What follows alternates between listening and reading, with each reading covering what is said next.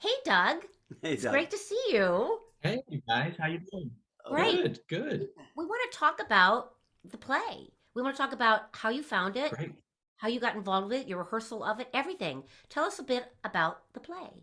Well, I had heard that Simon Stevens had written a play for Andrew Scott, who's an actor that I have a lot of admiration for, and so I looked it up, right, um, and found it and watched it online and thought, I first of all I love the play, and I thought that's a play that I would really like to do. So I went to try to find it. It wasn't published. It is now, but it wasn't published independently at the time, but it was in a collection. So I went and found the collection and started reading it. And I really just started learning it because I wanted to do it at some point in time. And I wondered if I could learn it. So I just started doing it in my living room and working on it. And the more I worked on it, the more I really felt connected to it and felt like this is really a piece that I want to do. So I started talking to various other people about possibilities and stuff. And then Annie, when you and I were talking one time, I thought, it's a solo play. Like, what a wonderful place to do it in a solo theater festival. So then I reached out to a friend of mine, Nicole Biancasino, who was my classmate in grad school, who's a wonderful director and has directed a lot of solo theater, and asked if she wanted to direct it. And she had known the piece and she was thrilled. And so we started working on it. And then in the meantime, it had gone to Broadway with Tom Sturridge did this one, but with a companion piece that Jake Gyllenhaal did, which sort of brought the piece a little bit more into the zeitgeist. But I'd been working on it a little bit before that. Right. What's the play about? We know, but what's the So play it's about this guy, Alex, telling this story about this event in his life, and his life has been very, very good. He's in a very, very good place. Um, and without giving anything away, that he bumps into some of the things that happen in life, and it throws him a little bit. And he tells the story about this one event that has turned out to be a very monumental event in his life, and how it has affected him and what he's trying to do to cope with it. And it really gets into the nature of love and the nature of loss and grief and how we go through it. And it really made me think a lot about the trauma, how we process trauma, and a lot of what we've gone through in all of us in the last 3 years, and how it can affect us in ways that we didn't expect. exactly? Mm. And well put. Well put. And it's a monologue. I mean, I think people have realized that at this point as we're talking about it. And because I think that form is really, it's an interesting thing. It's not someone who's doing a poly monologue where they're becoming all kinds of different characters. It really is soliloquy in a way, isn't it? Right. Yeah. Um, and Yeah, it's spoken directly to the audience. the audience is the listener, and he's telling them the story, Yeah. and also, but I think but it as you're saying, it's touching on all these parts of grief and Mm-hmm. pre pre pre tragedy and post tragedy, and we see in him an evolution in his emotional life too, Right. don't we? And there's humor. And yeah, and that's one of the coping mechanisms is humor. Mm-hmm. And he's a jolly guy. Like, he says, I like people and people like me. And um so he had not expected to be affected. Well, first of all, he didn't expect this tragedy to occur, but he didn't expect that were he to face a tragedy, he would respond in this way. Right. Right. So it's kind of taken him by surprise as well. Right. And have you had a good time working with your director? Oh, she's fantastic. Yeah. And she's actually in Vermont, so we've been working via Zoom, and then she's going to be here next week, so we'll start working in person next week. Excellent. But yeah, she's a dream, and she's been really helpful to just tweak little things and say, I'm hearing this and I'm hearing that, and which way do you want to go? And Oh, maybe good. pull this out a little bit, or like this part, I think I really need to hear this. And, she's been really helpful in shaping the work that I brought to her and helping to create a clearer pathway through the story, I guess. This is we talk to directors usually, and I'm actually directing one of the pieces in the festival as well. But and that's a fascinating thing to me anyway. That this relationship specifically with a solo actor that a director must have, and Which feels different than when you're doing a regular play with many it characters. really does. Right. Because there's a Right. vulnerability and a need for someone who is absolutely with you, and because it's vulnerable. You So also feel like you can't do an 8-hour rehearsal period. Oh, Because God. a solo play needs maybe just a couple hours and that's it for Yeah. the day. Absolutely. Right. that's all you can sort of deal with. I'm doing that tomorrow, and And some directors don't realize that, and they don't, and the actor gets exhausted Yeah, because it's a whole different animal of being everything in front of an audience. absolutely. Yeah, and Nicole, we've known each other for years, and I trust her so implicitly, and so we didn't have to go through this getting to know you period. right. That we've known each other for long, and we went through grad school together, which is its own kind of trauma. And so that we've got a shared language and shared experience, so that we were able to just like cut right into the play in a way that was really, really satisfying and lovely. Oh gosh. And why don't you tell everybody about where you are now and what you do in uh, the University of South Florida. right. Yeah, I mean, after a considerable number of years in New York as a performer and director and teacher, I taught at Cap 21 at NYU for 10 years.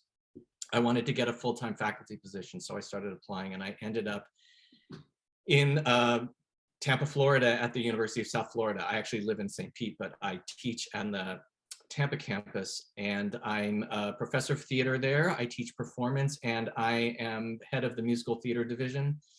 And we're creating a musical theater degree. It's not its own degree yet, but it's a concentration within an existing degree and will become its own degree. And I also direct a theater in Paris program. That's a 4-week program that we do every other summer. Is that in Paris? It is in Paris. Yeah. That's probably why they call it that. Fancy that. So here you are, the head of musical theater. You're not doing a musical, solo musical. I love that. Well, it's all acting. It sure is. That's a very good point.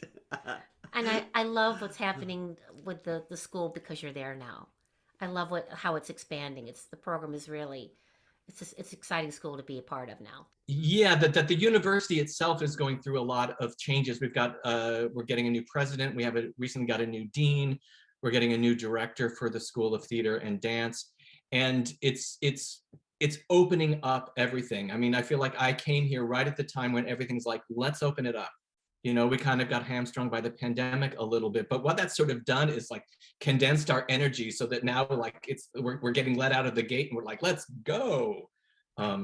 So there's a lot going on, and there's a lot of support to try new things and to open up and to expand what the university has done previously. Right. Excellent. We have talked, for people who know this, about possible interactions with our company and other people that we're involved with. And the in campus is down Sarasota. here in Sarasota. And the campus in Sarasota. Right. Right. Which would be very cool. Yeah, now that the university is now, one USF. So the Sarasota campus, the St. Pete campus, and the Tampa campus are all under one umbrella now. Finally. And we're working on finding ways to work together and to bring theater courses. We're going to teach theater courses on the St. Pete campus next year. And so we're just slowly figuring out ways that it's going to work for each campus and faculty and students and figure it all out. But it is an imperative that we are all behind on all the campuses. Exactly. Because we'd love to have you back down here in Sarasota as well.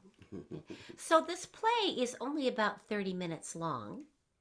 And you decided to do something interesting without giving it away to the audience. Because tell us a little bit about your idea of expanding it. And an afterthought. Yeah, an afterthought. Yeah, well, it sort of came to, why do this play now?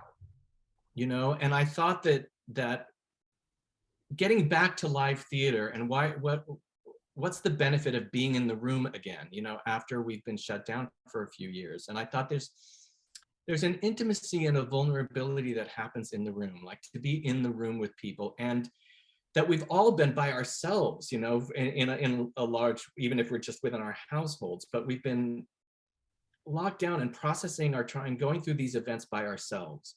And to take that into a room where with other people and to be able to live through some of the processing of trauma and loss and love and all of that together, I think is a super valuable thing, particularly where we are historically. And I was listening to a podcast about this guy talking about sociology, and I forget the guy's name, but there's this thing in sociology about group events and how when people participate in events together, it's very healing. And he was talking a lot about particularly religious events, but then it got expanded. So like when people dance together, or when they sing together, or when they do anything together, it's a very healing thing and fosters connection. And I thought about that Lily Tomlin's play, Search for Signs of Intelligent Life in the Universe, that Jane Wagner wrote. And there's a character that takes aliens around, and she takes them to a play, but forgets to tell them to watch the stage. And so they watch the audience the whole time, and they think it's so beautiful, all these people going through these emotions together. And I thought, I want to do something that then connects us. Mm-hmm. So that we do this, the play, which takes us into our grief and our trauma, you know, but again, it's not a super downer, you know, I mean, there's a lot of humor and how we cope. And then like, what could we do so we can breathe and connect after that, and just sort of have a little bit of a party together before we go back out into the world. So I conceived that this. You get to be the alien and watch the emotions and beauty of the audience, just like in That's right. Intelligent Life. I think that's fantastic. That's very well put. Thank you. That's it. I can see that, and what you've without giving it away exactly what's going to happen. Well, this is a very important piece, and I'm hoping that a lot of people come and see it, because would you like to have a life with this? Do a performance in other places? Yeah, I would love to. I mean, the more I work on it, the more I just want to do it. Gotcha. You know? Gotcha. Great. Well, let's see if we can't make that happen somehow. So do you want to do, would like to do a little bit for us? Sure. Yeah. Okay.